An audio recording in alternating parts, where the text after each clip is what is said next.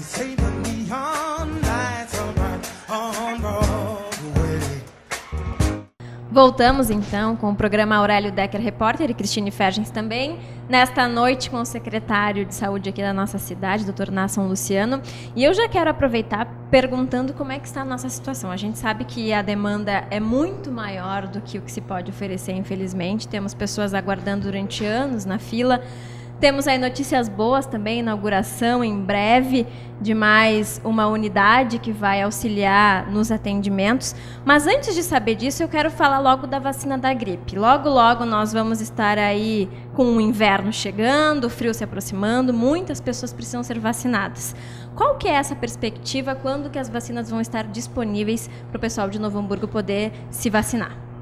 O Ministério da Saúde atrasou, né, a campanha era para começar no dia 16 agora e foi transferida para o dia 23, né? Houve um atraso lá que se justifica por algumas razões. Uma das razões é porque eles vão monitorando o vírus ali, porque a vacina do ano passado ela não é boa para esse ano, Léo.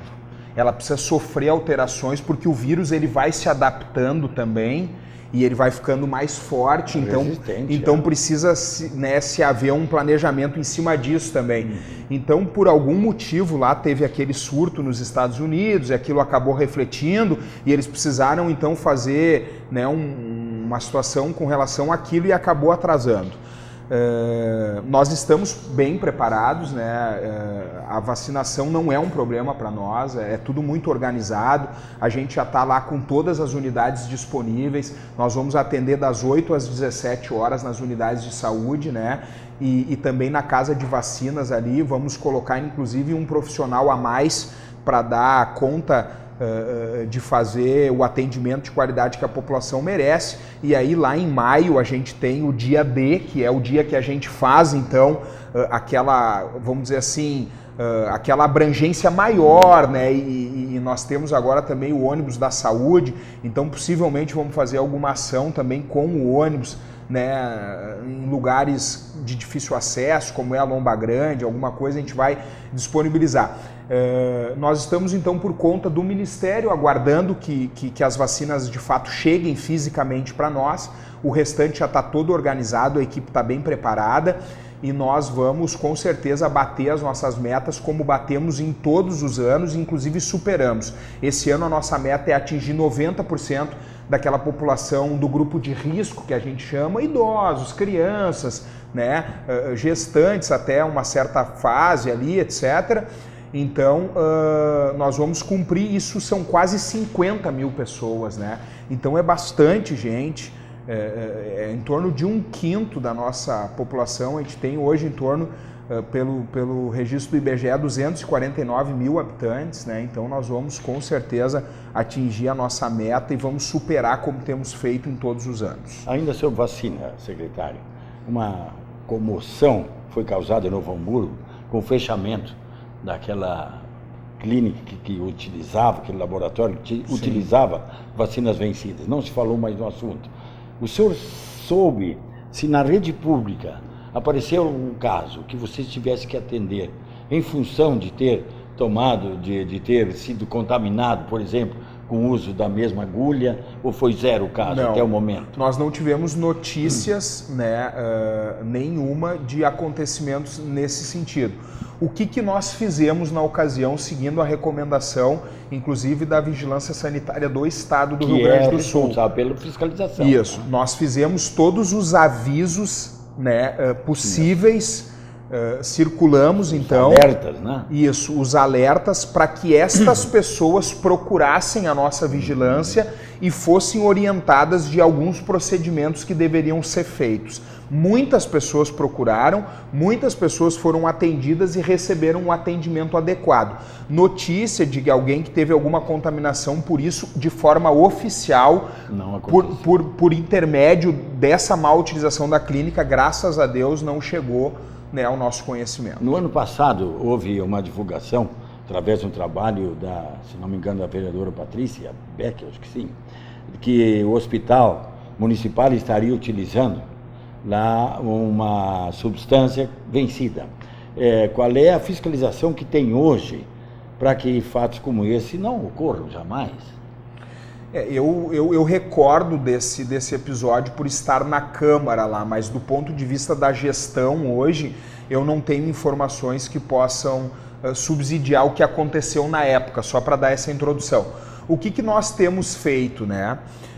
Nós temos feito um controle mais rigoroso por parte dos nossos fornecedores e por parte também dos nossos funcionários que fazem a aplicação dos medicamentos.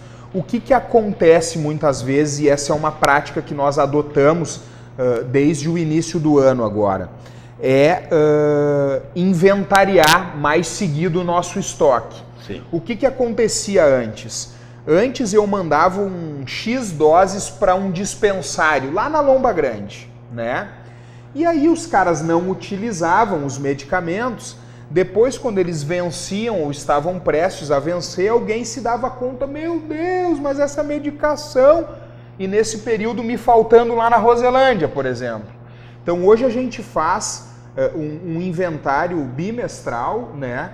E compartilha isso. Aquela unidade está demandando mais esse produto e menos esse, só que isso me falta lá no Kefas, então tira dessa que não está utilizando tanto e leva lá para o Kefas. Então a gente tem feito esta troca entre os profissionais, né, envolvidos ali, e com a implantação do sistema, a gente está tendo uma facilidade maior, porque hoje a gente consegue fazer esse controle de forma virtual. Qual é que é ainda a nossa insistência, a nossa briga?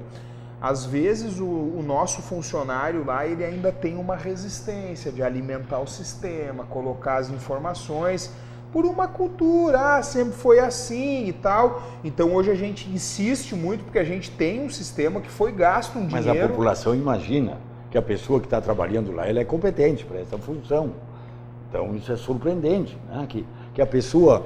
eu não sei, eu não estou tão animado para fazer isso. Pode ter isso, secretário? Infelizmente, a gente ainda tem... E qual é a providência? Que pode ser gente concursada ou ser cargo de confiança? Assim, a nossa rede... por exemplo, eu vou citar a Fundação, tá? Sim, que administra 14 unidades de saúde da família para nós. Tem 2.000 funcionários. A Fundação tem 73 cargos de confiança. E ocupados hoje, se eu não me engano, 48, tá? Então, num universo de 2.000 pessoas, bom, os CCs ocupam ali os cargos de chefia da administração, mas assim, 98% são de funcionários concursados. E aí, infelizmente, alguns se escoram na estabilidade, outros se escoram, às vezes, na perna que a gente não tem de fazer um acompanhamento mais rigoroso, né? E aí vão acontecendo esses episódios. O que a gente tem para falar disso especificamente, tá? A gente recebe um recurso lá que tem por obrigação ser investido na atenção básica e na qualificação dessas estruturas. Então, o que a gente vai fazer agora? A gente vai fazer um investimento num curso de qualificação, acolhimento, humanização e motivação. Correto. Paralelo a isso, tá? Isso não é uma afirmação, é um pensamento. Eu tenho um pensamento, ainda preciso averiguar a questão financeira e jurídica para fazer isso. Junto com isso, é apresentar um plano de demissão voluntária para aquelas pessoas que já não estão mais motivadas, já não estão mais afim de prestar um serviço, possam ser desligadas do serviço. Porque a gente tem notícia de muitas pessoas que talvez sairiam se pudessem ser indenizadas, né, dentro dos limites, porque como a fundação é uma fundação de saúde pública, de direito privado, ela tem lá algumas restrições, por exemplo, é proibido por lei pagar os 40%, sim, mas seria, por exemplo, possível liberar o fundo de garantia, né? Eu queria lhe interromper um pouquinho, porque é por causa do Alzheimer, os velhos, os idosos, se eles não contam logo as coisas, eles esquecem. Então eu peço permissão para lhe dizer, eu fiquei 4 dias no hospital municipal há 3 anos atrás. E aí eu fiz uma estatística que, entre todos que me atenderam e tudo que eu pude sair por lá e caminhar por tudo e falar, porque as pessoas vinham, Aurélio, tu estás aqui, como vai? E deixavam um papel na minha mão. E aí, quando eles iam embora, então, vai na ala tal, desce no tal andar. E eu andava meio escondido lá por dentro, mas foi. Minha conclusão, 1/3 de um trabalho primoroso, impressionante. Os médicos chamando as pessoas pelo nome, como é que a senhora está hoje, babá, 1/3. 1/3 estaria, assim, entre o bom e o muito bom. Mas bom. Mas 1/3, as pessoas estavam completamente a demonstrar que aquilo não era o que elas gostariam de estar fazendo. Então, quando o senhor, com franqueza, o senhor diz que pode haver isso, é bom. Então, o senhor está enxergando. Porque eu perguntei na época lá, não, mas isso foi impressão tua. Eu digo, não foi impressão minha, não foi. A gente tem duas situações nisso aí, tá? A gente enfrenta uma crise financeira astronômica, como nunca houve. Claro. Né? E ainda o governo atual me congelou os investimentos na saúde por 20 anos. Mas as professoras dão aula, as professoras ensinam a ler, Sim. as professoras alfabetizam. Não, era o que eu ia as dizer pessoas agora. elas não... eu estou ganhando mal, eu estou mal. O que eu ia dizer agora é isso. O que acontece? Para eu fazer mais cirurgias, mais exames, eu preciso de dinheiro. Claro. Mas para eu atender bem as pessoas, eu preciso de vontade. Eu tenho que querer atender bem as pessoas. E para isso não precisa dinheiro. Para isso precisa vontade. Eu preciso olhar para ti, entender teu caso e me solidarizar contigo. E aí é um absurdo nós ter que falar de atendimento humanizado.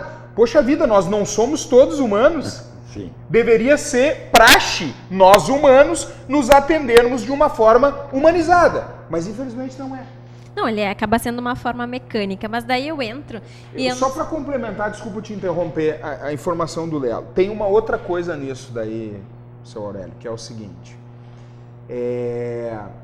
Com todas as dificuldades que temos, a gente corta um dobrado para pagar em dia. Prefeituras grandes, do porte da nossa, como São Leopoldo, como Porto Alegre, que é a nossa capital, como outras cidades por aí, tem atrasos astronômicos. O próprio governo do estado parcela os salários e o 13º em 12 pagamentos. E a gente faz um esforço tremendo para pagar em dia. Para ter o seguinte do funcionário, tu tá vendo toda a nossa dificuldade aqui, mas nós vamos pagar teu salário em dia para que tu esteja motivado e nos ajude com o teu bom atendimento compensar as dificuldades de estrutura e de insumos e outras coisas que temos.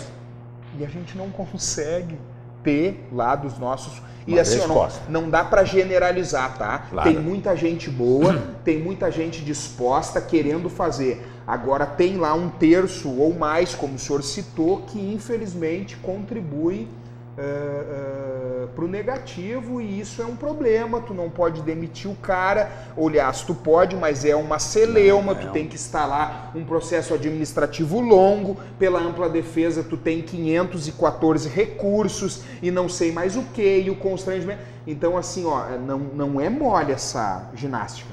A gente precisa finalizar o programa, já está na nossa hora, mas essa questão dos salários parcelados, obviamente que nenhum servidor público quer e pode ter o seu salário parcelado, né? Até porque tem uma família para sustentar, e a gente fica muito contente sabendo que Novo Hamburgo cumpre com a sua obrigação, que é pagar o seu funcionário, e que consegue esses recursos com os nossos impostos, né? Porque o pessoal que trabalha lá está fazendo o seu papel, muitos motivados, outros não. E aí a pergunta que eu lhe faria, que vai ficar para uma próxima, é que tipo de ações a prefeitura pensa, que não precisa daí ter qualquer tipo de investimento, mas que resgate esse funcionário, né? Para motivá-lo, para mostrar o quanto é importante o trabalho dele, porque às vezes as pessoas passam no concurso, mal também têm as suas incumbências explicadas, toma ali, é o teu papel, vamos que vamos, e passam anos, e ali ela permanece tendo que trabalhar com a falta de insumos, com a reclamação das pessoas,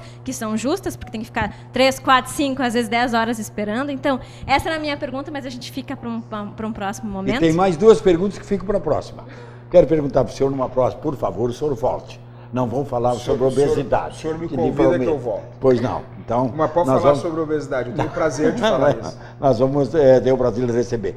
Outras perguntas. A UPA, quando é que vai inaugurar a UPA? Meu Deus do céu, as pessoas estão muito Só para responder essa então, Lelo. Vai ter que ser em 2 segundos. Até O fim do primeiro semestre. Até o fim do primeiro semestre. Tá bem. A outra não vai poder responder agora, que eu quero ver a questão por que centenas de pessoas em Novo Hamburgo são atendidas em Porto Alegre quando poderia ser atendido em São Leopoldo.